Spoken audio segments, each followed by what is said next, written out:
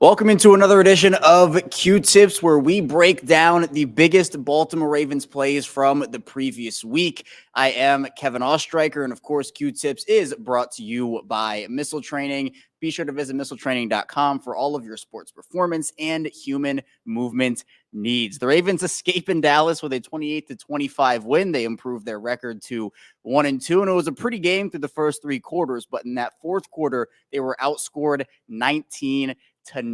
So there are a bunch of good plays and bad plays to dive into, why the game turned into what it did. And with me is Ryan Ripken and former Baltimore Ravens wide receiver, Super Bowl champion Qadry Ismail. And guys, this was certainly not a tale of two halves, but a tale of one quarter. Yeah, for sure. And hey, Kev, great seeing you. And we're back again, and it's a better feeling, Q, right? Ravens get the victory.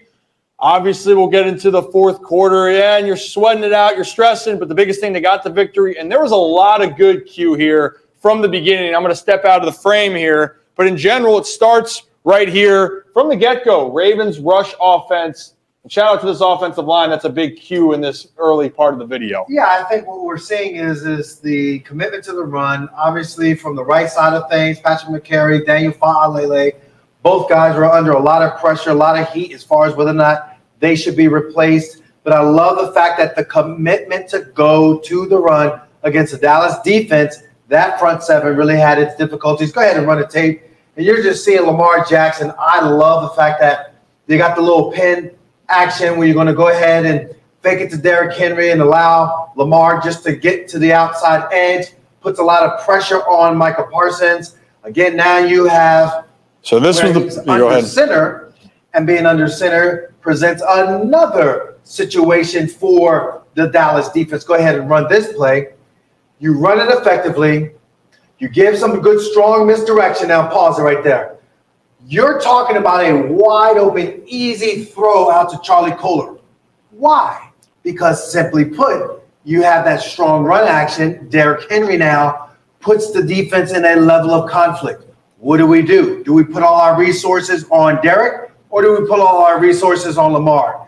Because you were successful, they're trying to stop Derrick. Now Lamar has an easy opportunity to get it out to his guy, Charlie Kolar. Go ahead and run it. Now watch number 88 rumble down the football field. And great block by Zay Flowers. All big runs, all big plays happen when you got receivers down the football field blocking. Yeah, I know for Q, it's a great start for Baltimore, right, in general. And then specifically here, there's confusion here before this touchdown. And I want to ask you a little bit about as we roll the tape, because Micah Parsons, obviously, you see number 11 right here, is a little bit confused, Q. And Lamar, as we know, he gets outside and scores the touchdown to put the Ravens on the board. Well, the reason why there's confusion because you got Ronnie Stanley over on here, so it's an imbalanced line. The strength of the offense looks to the right, and that's where Micah Parsons and the communication goes awry. So go ahead. He is to have the weak side. Now you got a little misdirection for what we're going to see with Derrick Henry. Lamar Jackson has the option if, in fact,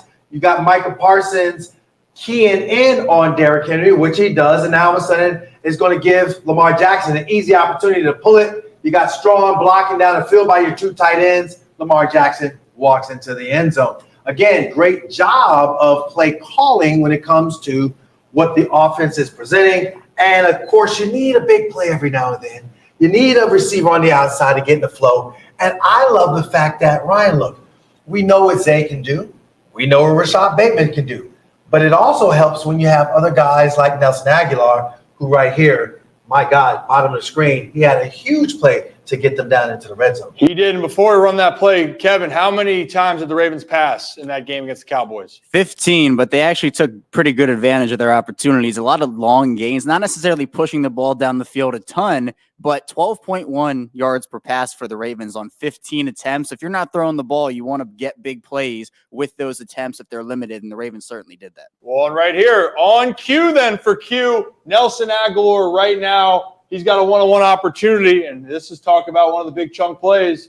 Walk us through how he gets this done. Yeah, I just love the fact that, number one, it's off coverage, and go ahead and press that play. He's a speedster, 20 miles an hour, that's a lot. Now, all of a sudden, you can just see where Carson, literally, his mindset is trying to drive on the football, but it was just such a good, strong route that Nelly, as he catches it, nice, good, accurate throw by Lamar, allows himself just to boop, go ahead and make Carson miss. And, of course, now you're talking about speed and getting off to the races, get the team down into that 2-yard line, 1st and goal. Awesome job by the way in which the structure of the offense had been flowing all day. Well, in that case, as we know, then King Henry, he punches it in. Ravens are feeling good. But let's emphasize a little bit on this offensive line being a little bit more proactive. And this is the start of it here, Q. Right here, it's going to be Lamar Jackson pulling out to the right. But just walk us through a little bit. This offensive line has been criticized. They've been called out, but they were trying to send a message to everyone, specifically to this Dallas Cowboys front. And you just saw it in so many different angles in this game. Yeah, I just love the way the offensive line, from a communication standpoint, really did an excellent job all game long. Again, you talk about a nice, good power sweep. You're going to seal it all down to your left and then over onto your right as you're going. You're just getting your big boys out.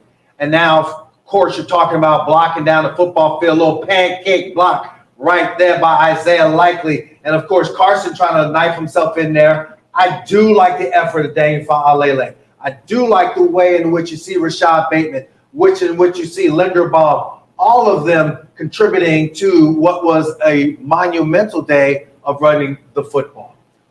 And right there, it certainly was. And, Kev, what did the Ravens overall finish with on the day rushing the football? Them as a team, 274. They averaged 6.1 yards per carry. But Derrick Henry himself had 25 carries for 151 yards, 2 touchdowns on the day. And look, they imposed their will on the ground against a poor Dallas run defense. They did exactly what they were supposed to do. And when they had the ball in those first 3 quarters, Dallas could do absolutely nothing to stop it. Well, and we'll get into more of Derrick Henry here in a second, but we got to show some props to the young rookie Nate Wiggins, Q. Honestly, we know that Baltimore secondary pieces, they're key, but you also want guys, if they're not going to make a play being the ball hawk, they can find different ways to impact the game, and Nate did that here against CeeDee Lamb of all receivers. I'm about to say, the Dallas Cowboys, they know who their number 1 receiver is, their bread and butter. It is number 88, and that is a historic number. CeeDee Lamb, of course, runs a really good slant. If you go ahead and roll this right here, you're going to see where he gets great separation. And pause it. That's great separation. In the NFL, that is as classic as it gets. Of course, we're talking about blur because the blur is so fast. Go ahead and press play again. And now you're talking about what do you do once the receiver has the ball. I love the fact that he didn't give up on it. I know that he is a strong run after catch type of receiver. That's what makes him so great. But watch this effort here. It's about punching that ball out. It's about not giving up. It's about that ability to create a turnover in a critical moment. He had his ups and downs in this game, but we're also going to give him his flowers in this particular case. Get the ball back for your offense. And get the ball back for your offense here. And this is where the Derrick Henry train really started humming for Baltimore here. So we're going to roll through a few things, Q. But again, offensive line here, you could see it start to wear down. And then there's one little wrinkle in here. Stay tuned for a second. But Q, Derrick Henry running hard. The boys doing a lot of the dirty work. Yeah, I just love this. The fact that you go over 200-plus yards, pause right there. You're just seeing hat on a hat. You're seeing guys just blocking so incredibly well. Go ahead and play it. Now you're just seeing Derrick Henry. You're wearing down the defense. Again, the emphasis. You got the offensive lineman feeling good. Hat on a hat. That ability to just go ahead. Doesn't matter as far as what it is presented. You're talking about Derrick Henry going downhill. And yes, Micah Parsons and company, they're saying, wait a minute. They're dictating to us rather than we are dictating to them. I love Todd Monken's ability to call Derrick Henry's number. And then again, at the same time, the offensive line, taking advantage of blocking, getting downhill, and then that power block scheme. Mixed it up a lot. They had some zone, they had some reach blocks, they had some different blocking schemes, but all was very successful. Well, and then right here, Q, this is that little wrinkle we're talking about. You can use Derrick Henry in different ways, specifically right here. Beautifully executed screenplay to the big guy. Yeah, one of the things that you do is that you show so much run and you get those hat on the hats. Now it's time for them to think that, okay, well, we can get to Lamar. It's a pass, obvious. Let's get him. But this is really cool. I think a good counter punch action to Todd Monken. They put in this screen. I love the fact that you're still getting Derrick Henry the ball. You're getting it out in space. And then again, as you go ahead and play it, you're talking about offensive linemen, downfield blocking. Great job, great effort, getting it into position where you're going to be able to score. Awesome execution by the offense for the Baltimore Ravens. And then also talk about execution here. One guy that specifically we're going to have up here, number 7, Rashad Bateman. We've been waiting for a big moment, and this got it going for him here, Q. But this was just a simple little drag route across. Bateman makes the play right. Okay, awesome. But this wasn't the big impact play, but it was nice getting him going. This is the one, Q, I know you were fired up about. Yeah, again, he's in the slot yet again. Obviously, 2 receivers up at the top, so there's a 3-by-1 Isaiah Likely guy here at the bottom. But I love this route concept because if you go ahead and play it, he's going to go on a deep over route, and then you pause it right there. In that deep over route that everyone is seeing, you're getting some play action the opposite direction. So that play action, it forces the defense to honor Lamar Jackson, honor what the other receivers are doing. But this is the timing and the beauty of the route. Sink your hips, get out of it, and now you're going to find a hole in the defense to make this touchdown catch. And right there, he's wide open. Lamar finds him. And Kev, what's your point right here? Yeah, well, look, the incredible route here from Rashad Bateman. But I think the big thing is, look, this offensive line played well. We're going to talk about it. But with this, the play by Daniel Falele is the play of this for me, where you can look and you can play. That is really important. Now we're going to talk about it a lot more here. So you want to look at it right here?